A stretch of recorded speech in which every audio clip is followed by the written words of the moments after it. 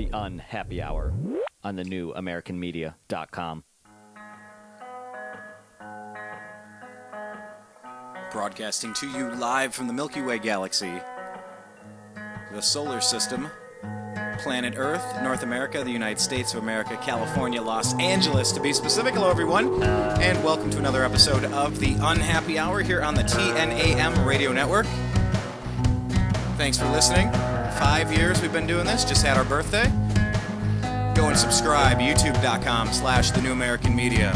Follow on Twitter at American_media_. Go to thenewamericanmedia.com because when we're on Facebook and Twitter, we send out, hey, we're going live. You click the TNAM radio button on the right-hand side of thenewamericanmedia.com. That's how you listen to this show live. We recommend you do that. And also, subscribe, Instagram.com/The New American Media. Good stuff. Speaking of good stuff, the Cleveland Indians have been playing really good baseball. You know, some ups and downs, but they're doing good now. Sweeping the Tigers twice now. You know, it's weird. I'm my own producer on this show, and I'm the engineer. So, you know, I have to handle making the... It's weird, because usually, the way that I have my system set up, I enter the name, and then I get the phone number, and then I make the call, but this time I got to enter everything manually. It's weird, but we're going to get Justin Engelman, my cousin, to talk about the Cleveland Indians. Very few... Hello. Hello, Justin. I was just starting to say, very few people love baseball more than you. Thank you for joining us on the program again today. On Twitter, you're at Justin Engelman, Engelman. So make sure you follow over there. By the way, congratulations. You are now you have graduated. Explain the milestone you just went through. I couldn't be there because for some reason you guys didn't schedule a graduation ceremony on a Saturday afternoon like everybody else. You picked like a Tuesday morning or something. It was like what, 3:42 in the morning or something like that. But congratulations. Remind us, what did you just go through? Well, it was a slight exaggeration there, Brian. It was in the morning, it was 9 a.m. graduation, but. Yeah. Wait, Justin, hold on. Wait, let me ask. It sounds like you're speaking to us in a tunnel. Are you on speaker or like a headset or something? Hold on 1 second. Yeah, let's see if we can clear that up so we can hear the stuff you're going to have to say. See if we can tweak that around. Is that better? Whoa, there he is. Much better. So a slight exaggeration you were starting to say. Yeah, it was a morning graduation around 9 a.m., but anyways, I graduated in religious education, biblical studies, and so it was a good day, and I'm glad to be finished with school, you know? Yeah, absolutely. You staying out here? Yeah, I am staying out here. I'll be working with youth ministry here in Southern California, so I'll be here for a little bit. Ah, good stuff. Well, we'll definitely have to connect and do something. We'll have to do something sports-related soon. Well, let's talk about the Indians. It's hard to ignore the fact. What I saw that statistic. We're only the second team in all of sports history to ever sweep both a basketball team and a baseball team in a series, something like that. But either way, we've swept the Detroit Tigers twice this year, and we just beat the Royals last night. Kind of get us up to speed from the beginning of this season. What have we been learning about this team as they've been growing and what seems like maybe hitting a hot streak? Well, yeah, I think definitely we have learned that we're not wrong in our predicament at the beginning of the season about our starting pitching. It's definitely been very good this year. Unfortunately, losing Carrasco, that wasn't the best, but I think our depth kind of, makes that a little bit easier to deal with. So our starting pitching is strong, very strong, and that, honestly, that's so huge, and it's huge because it puts you in every game. It keeps you in every game. Games close. We lost 6 out of 8 games before this home homestand. We lost those 6 games, and that's so frustrating. But our pitching is our pitching that kept us in those games.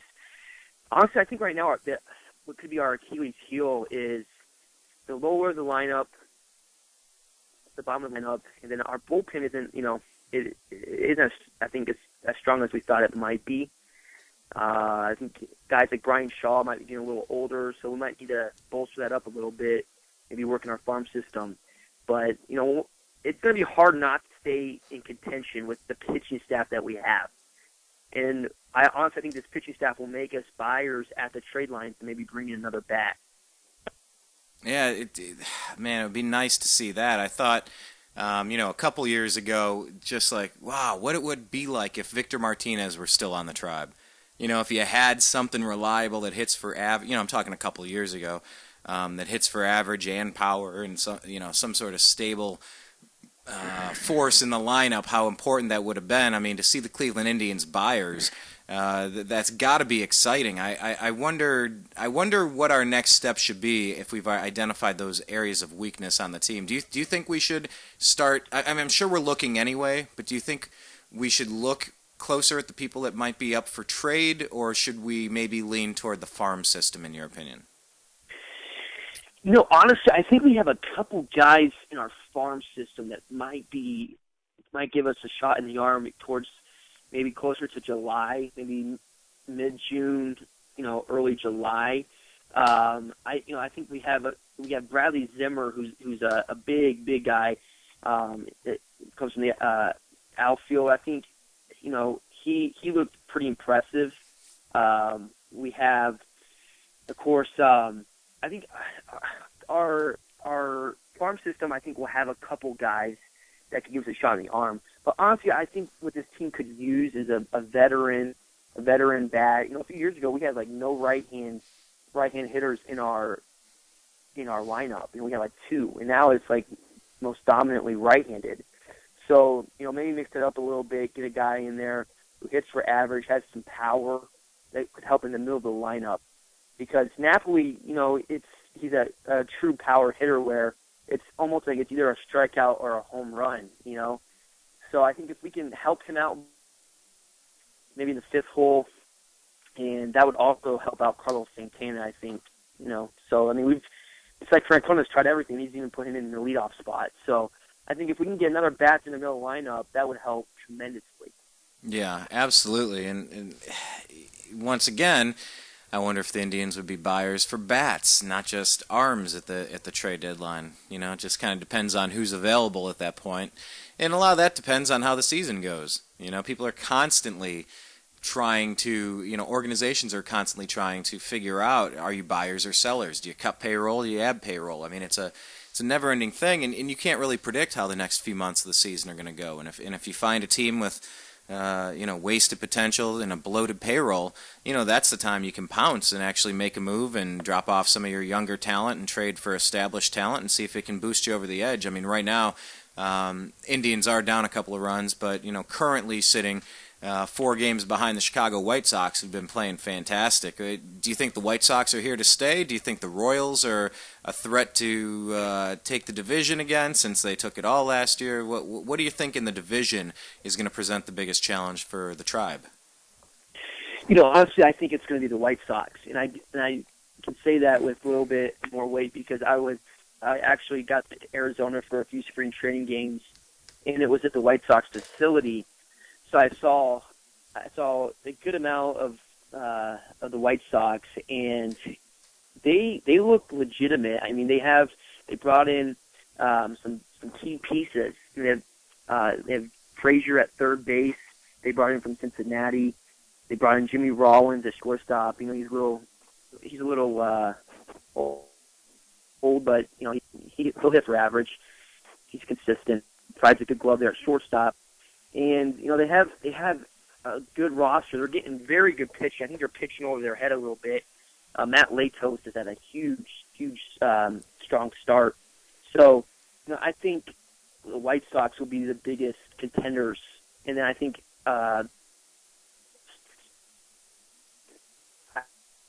I don't know. I saw an article at the beginning of the season. This could be the first team that wins the World Series and then finishes in last place in their division. I think that would be Minnesota, but I don't see the same team that was playing last year. I don't know if it's just intensity or what that is. But I think honestly, the way we're playing, the way we're starting to hit a little bit, I think this could go down to the wire. I really do, just because our strength of the pitching is so strong. I mean, I think that's going to keep us in until the end. And then, Francona, he's in the league so long, he knows those bargain arms that he could bring in for the bullpen, And I think our farm system, we have enough pieces to move around the farm system. So I wouldn't be worried about the bullpen.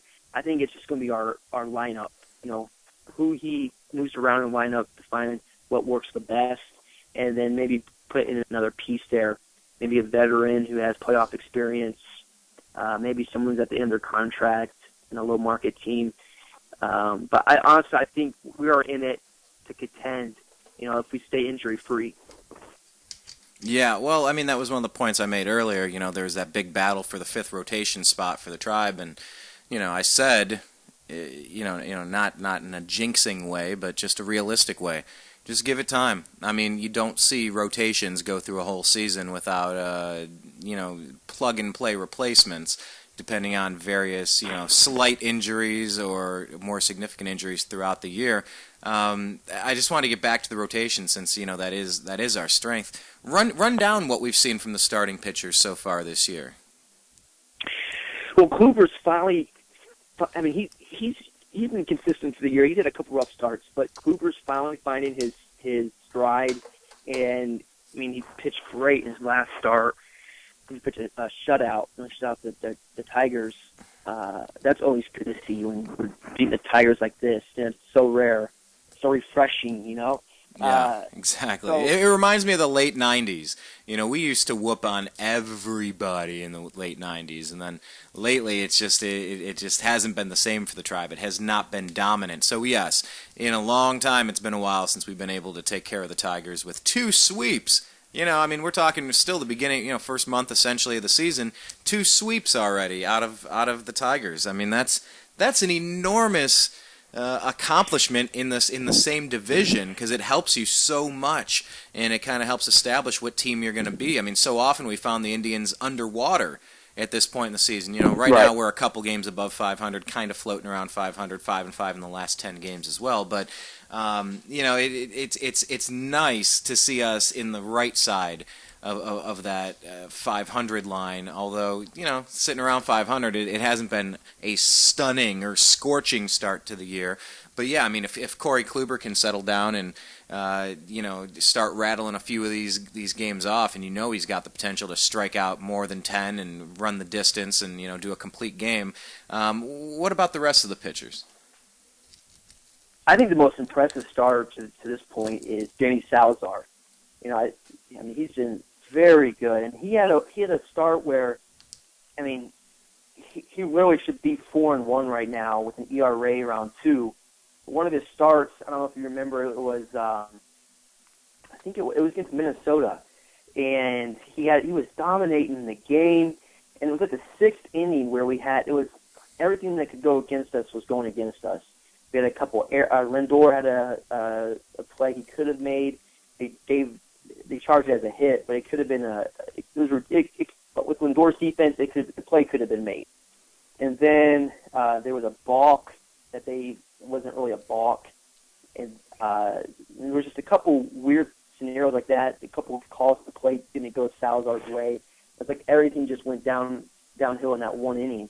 And then I think he was a tied game, or he gave up a run. Anyways, he pitched good in the game. And so I think he's the one that's impressed the most so far.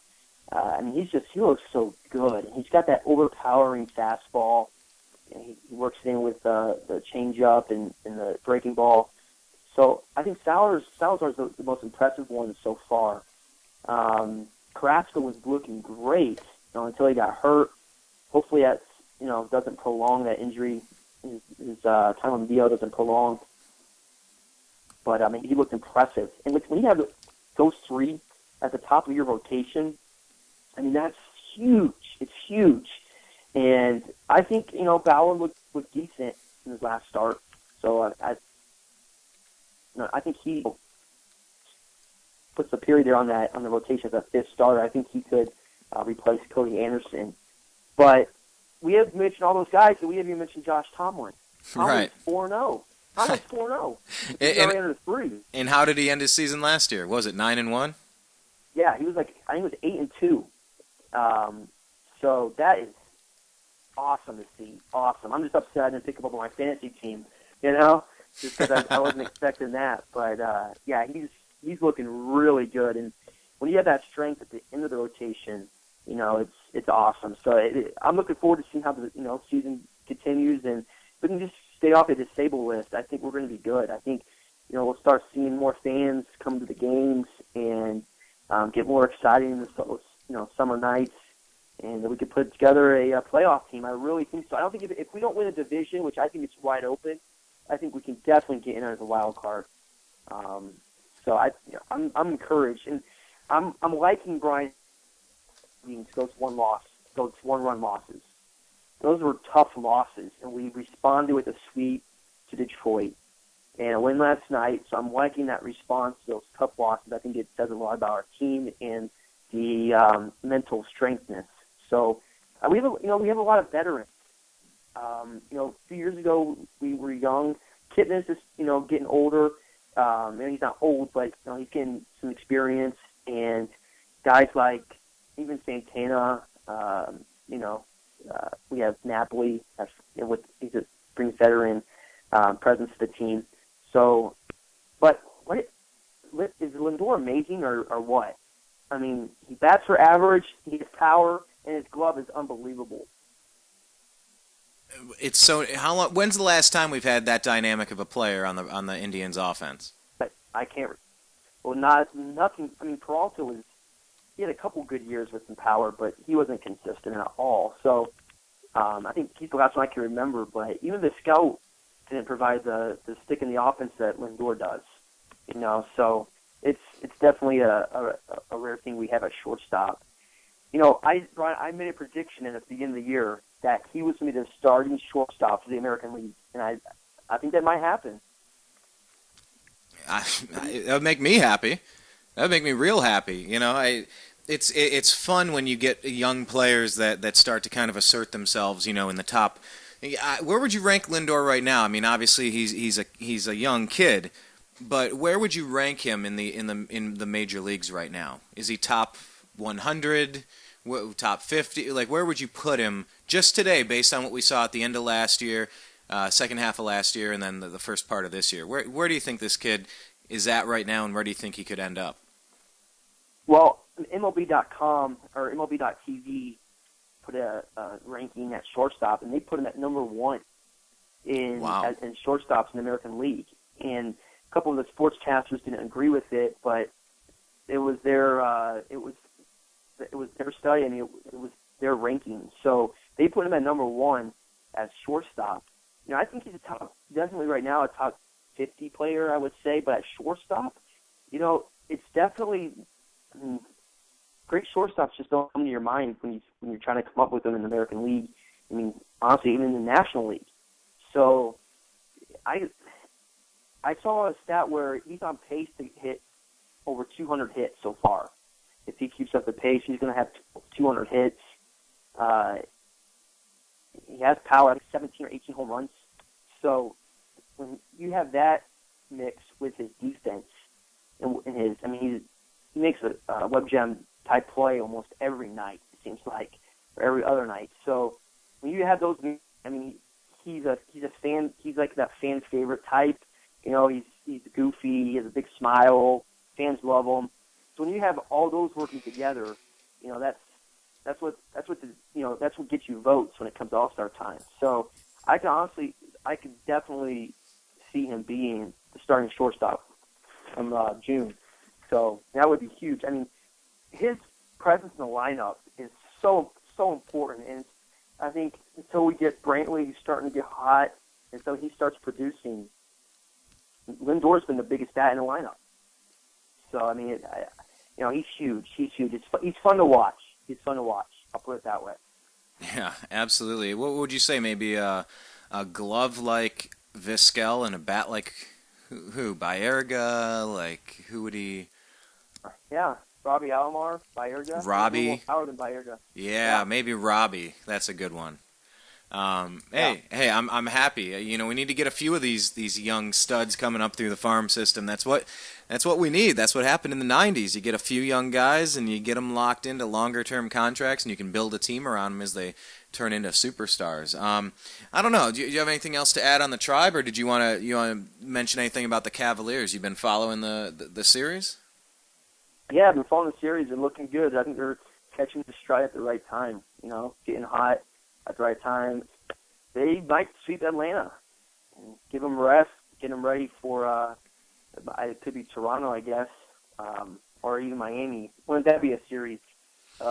Well, to slay your demon, it's almost like it's if this is a team of destiny, if it's going to happen this year, the same year the RNC's coming to Cleveland, which is going to be another very significant moment. It sure seems like if this is going to be a team of destiny,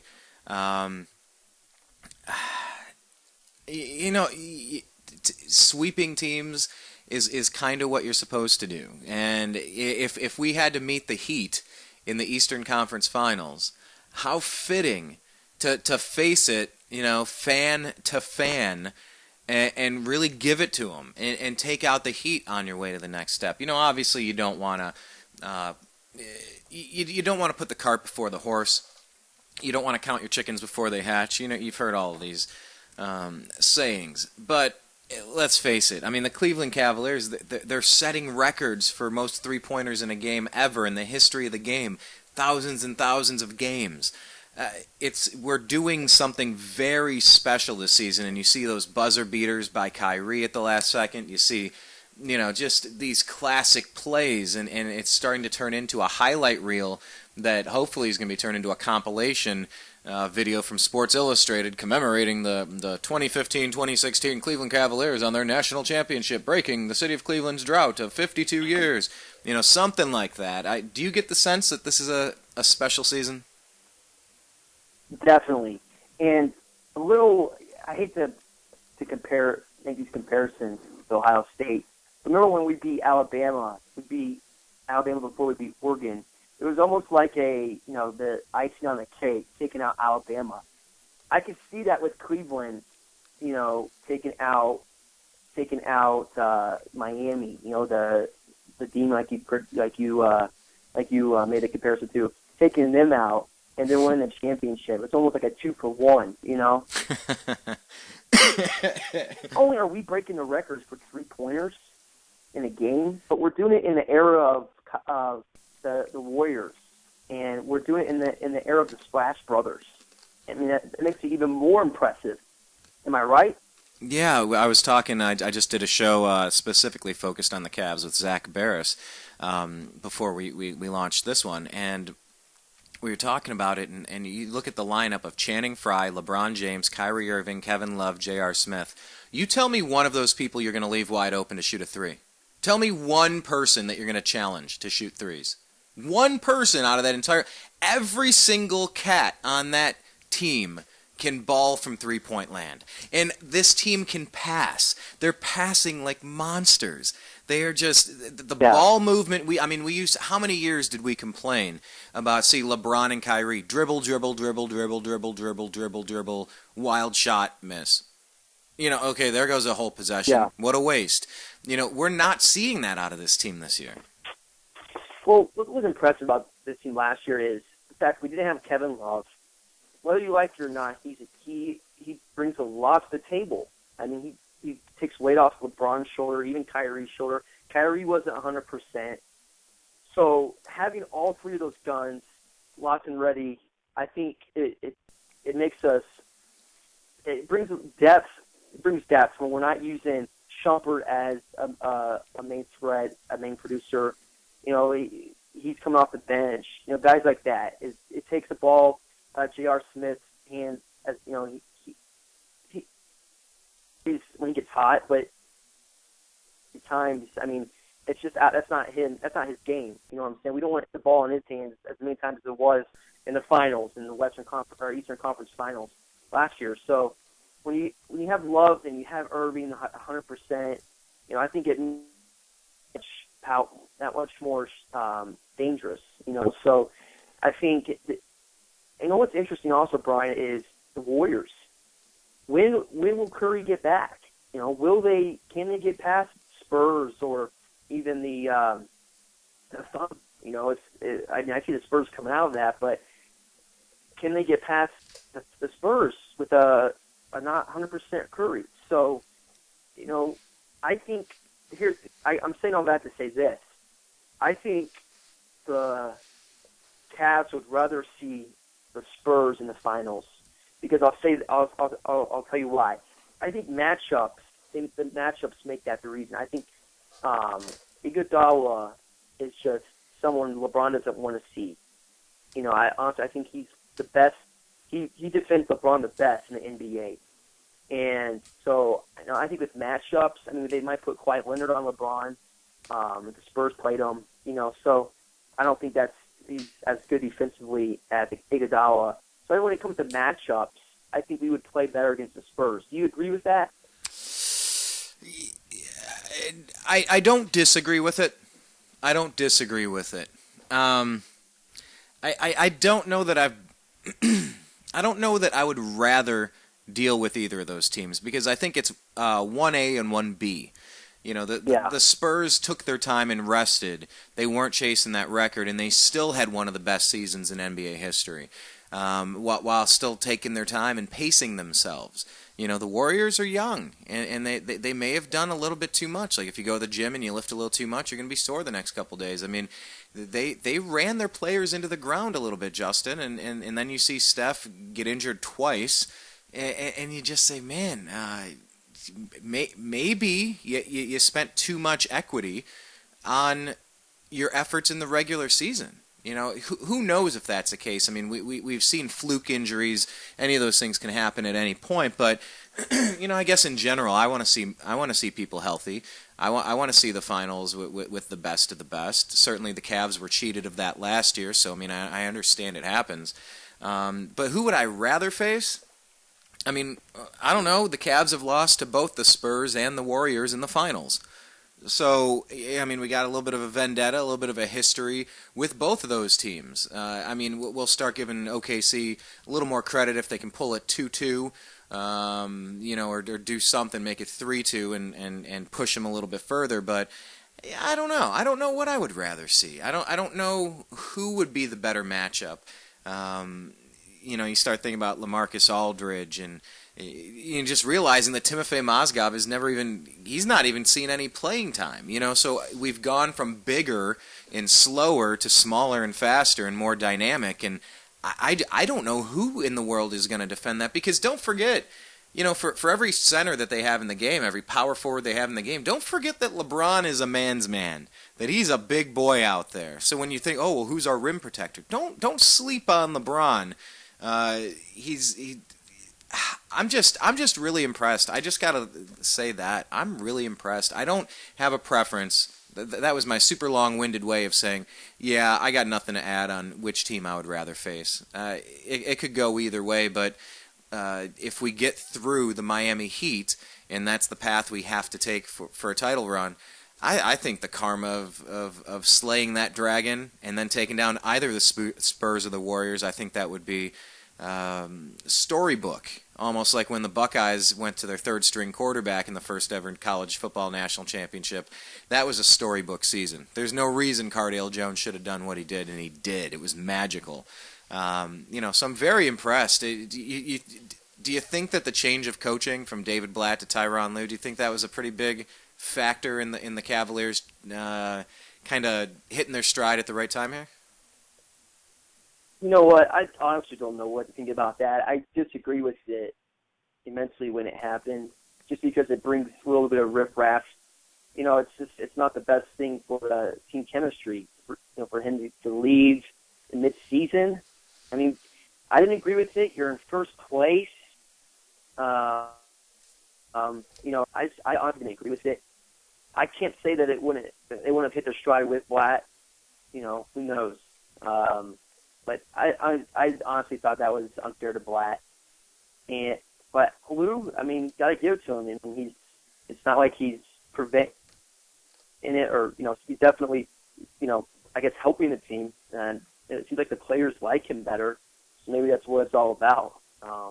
In today's game, I don't know, but they're winning. They're catching their stride at the right time. They're getting hot at the right time. So I guess that's all that matters. Yeah, you're probably pretty right about that. Well, I guess as we wrap up, I don't know. Did you have any thoughts you wanted to add on the Cleveland Browns draft or the upcoming Buckeye season? I was going to ask you, what you thought about the draft with Cleveland, but let me ask you this: why didn't the Browns go after Cardale Jones? I don't understand that. In the 4th round pick, they have all those draft picks. He's a big arm. He plays good in cold weather. He's got a big arm.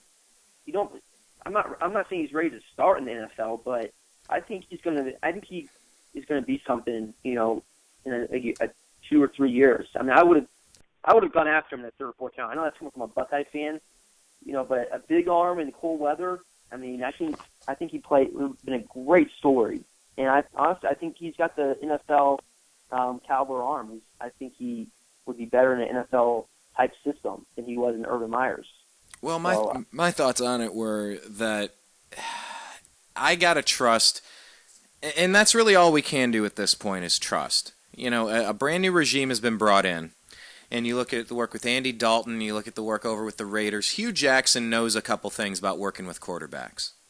So when the team decided to consult Hugh Jackson and then go out and cut Johnny Manziel, sign Robert Griffin III, and draft somebody in the 3rd round at quarterback, well, you know what? The new guy should get his say of personnel. If he has a system he's going to run, he's going to identify the characteristics that he needs out of his people. And he's going to say, Johnny, you're gone. Of course, that was pretty much writing on the wall at that point anyway, so that's an easy one. But hey, RG3, remember a couple years ago, the Redskins gave away the farm to the Rams so they could get that pick. Who knows if he can bounce back and turn into something good. Maybe Hugh Jackson sees something still in the health of Robert Griffin, and I'm hearing that he's impressing people. I'm hearing some good things out of the OTAs or whatever stage they're at of practicing right now, the little mini drills or whatever they're doing. I got to trust that Hugh Jackson knows what he's doing. And regarding Cardale Jones, my biggest concern, Justin, was that the Steelers didn't draft Cardale Jones and sit him behind Big Ben to learn from Big Ben for a year or two and then take over when it's time. Because I would have hated playing him 2 games in the in-conference games every single season at home and away. Just seeing another really big, bruising, running, scrambling quarterback for the Steelers. I'm thrilled he didn't end up there. Other than that, hey, maybe Hugh Jackson had him graded as a mid 4th round pick, and they didn't want to reach for him. And if they just said, hey, this guy's rated higher on our board, Cody Kessler. Let's just go ahead and get him. We've had our eye on him all year. There's USC ties to Hugh Jackson. So you know what? That's my long answer of what I think about Cardale and RG3 and Hugh Jackson and the Browns passing on him, and it could have been worse. He could be on the Steelers, I guess, is my short answer. Yeah, that's a good way of putting it. So other than that, I really like the draft. I'm a big fan. What did they pick up? A 2nd round pick next year, a 1st round pick next year, and countless picks this year. It was just pick after pick after pick after pick. And my understanding, based on everything I'm studying, is Corey Coleman and all these guys who we're bringing in. They're people with chips on their shoulders who produced at super high levels and in very big conferences last year and said, hey, these are the right type of character guys who are going to care. They're going to leave it all out on the field, and they don't have personal issues that are going to get in the way, following the Johnny Manziel circus sideshow that rolled into town for 2 years. We parlayed our 2nd pick overall into a whole bunch of Hugh Jackson's kind of guys. And I say for every time we hit reset on the franchise, give it 3 years. Let him cycle through the team. See if we show some improvement. Let's try it again next year. Do we get better then? And then by year 3, we should really have it turned around. I mean, in the NFL, you see last place teams turn into playoff teams all the time. So I'm not going to rule everything out. I'm kind of the eternal Browns optimist here. But in general, I like what they're doing. I can't disagree with that. Only time will tell. We'll see. But they brought in some weapons for the offense. A lot of receivers. So we'll see how that goes. You can't dislike that, but kind of what the fan wants: weapons on offense. So how do you think Elliott's going to do in Dallas? I'll tell you what. As a fan of Emmitt Smith growing up, and having met Jerry Jones, and he tipped me $100 one time, by the way. Thank you, Jerry. But look, I'm a huge Zeke fan. I think if he was there for the Browns when they traded back, what was that, to number 8?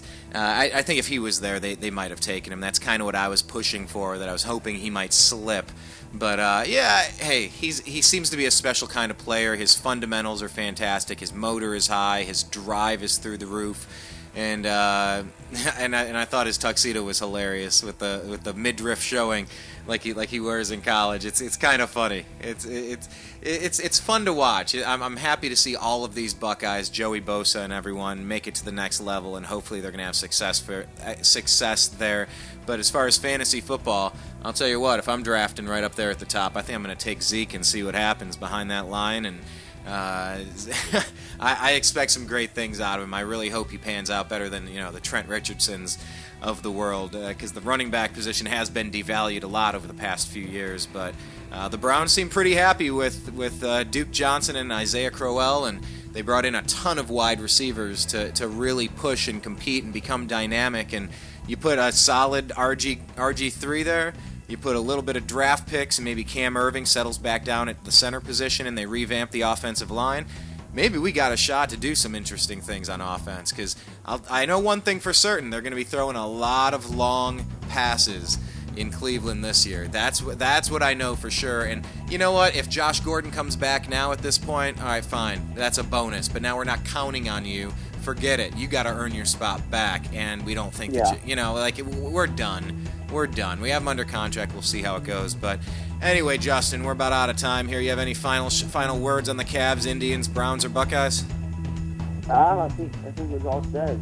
So they tried, but all right, buddy. Let's win the series in Kansas City and then go on from there. Absolutely. I think they're still down a couple runs, but we'll see how that goes. And of course, if the Cavs can sweep the Hawks, that'd be a great thing as well. Justin, thanks again for your time. We'll do this again soon. And for everybody out there in the TNAM radio network, I just want to say that I do appreciate you all for listening. I want you to link up with us on Instagram, instagram.com/thenewamericanmedia. On Twitter, we're at American_media_. At thenewamericanmedia.com is the TNAM radio button where you listen to our shows live.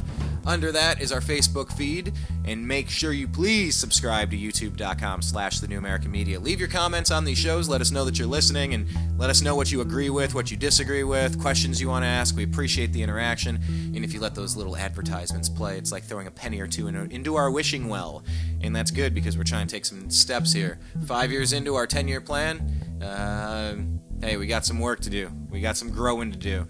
Tell you what, I think the Cavaliers have grown a little bit. It looks like the Indians have grown a little bit. I think the Browns are growing, and the Buckeyes, man, I think they're just here to stay. So times are good to be a Cleveland sports fan. I appreciate you all. I love you, and we'll talk again soon. Take care. Peace.